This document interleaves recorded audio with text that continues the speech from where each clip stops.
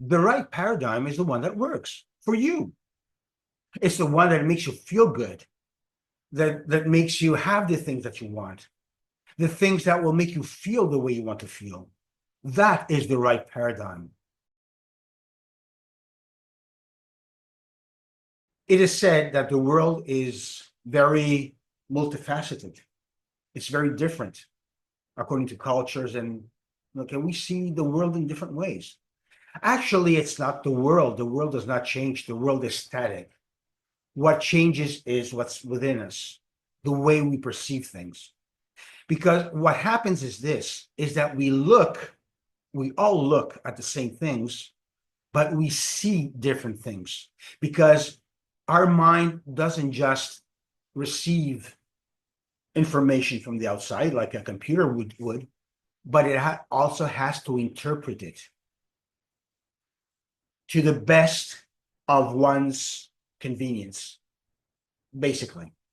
If you're enjoying what you're listening to, don't forget to click on the like button. And if you don't want to miss more videos like this that can contribute to your personal and professional growth, subscribe now to the channel. We want the world to fit our needs. Basically, that's what it is. For example, it can be the need for adventure or the need for protection.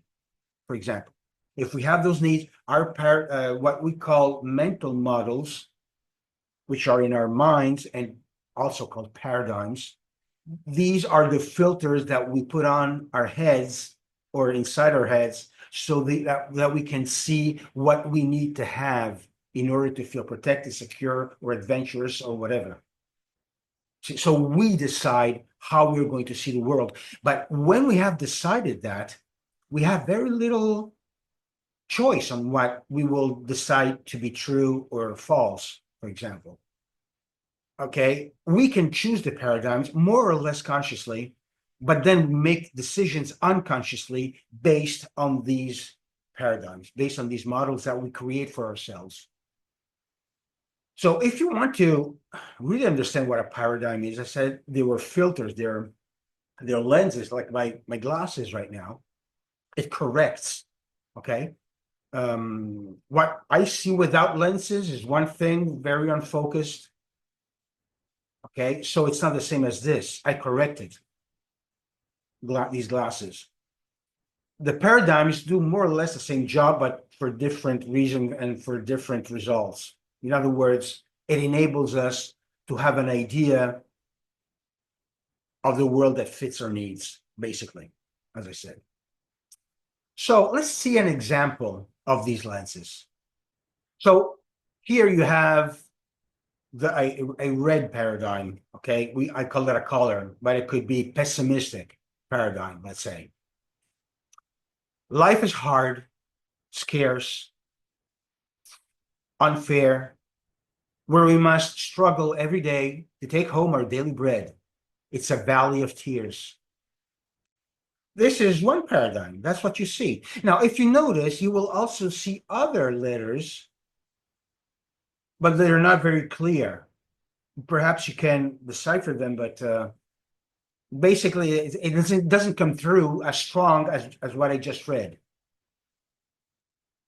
That's because it does not mean that our paradigms will prevent us to see a different or even our opposite reality.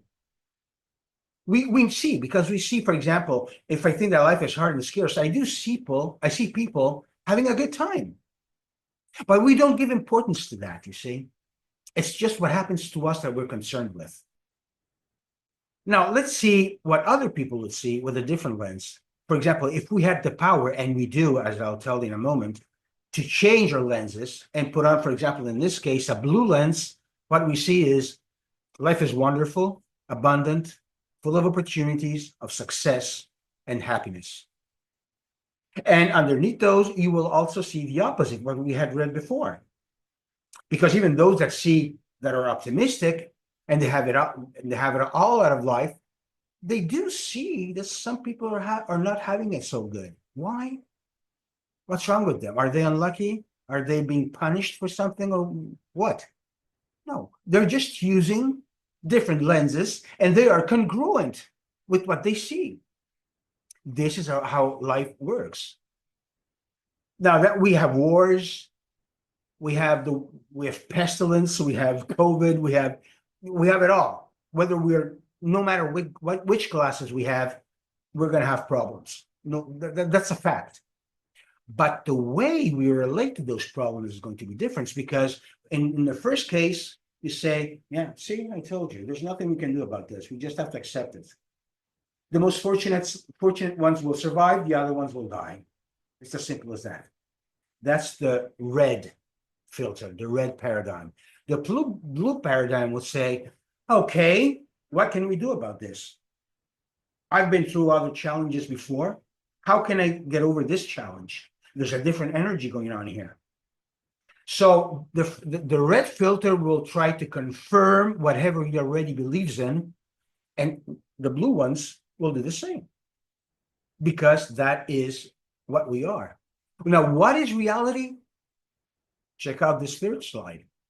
You see it all or nothing. It makes no sense, right? You see both bad and good. Or I could fill this up with trillions and trillions of words.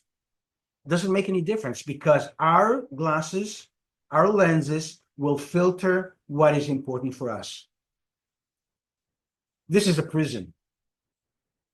It's a prison, especially for those that do not have it good in their life. They struggle in their lives. For the other ones, it's fine.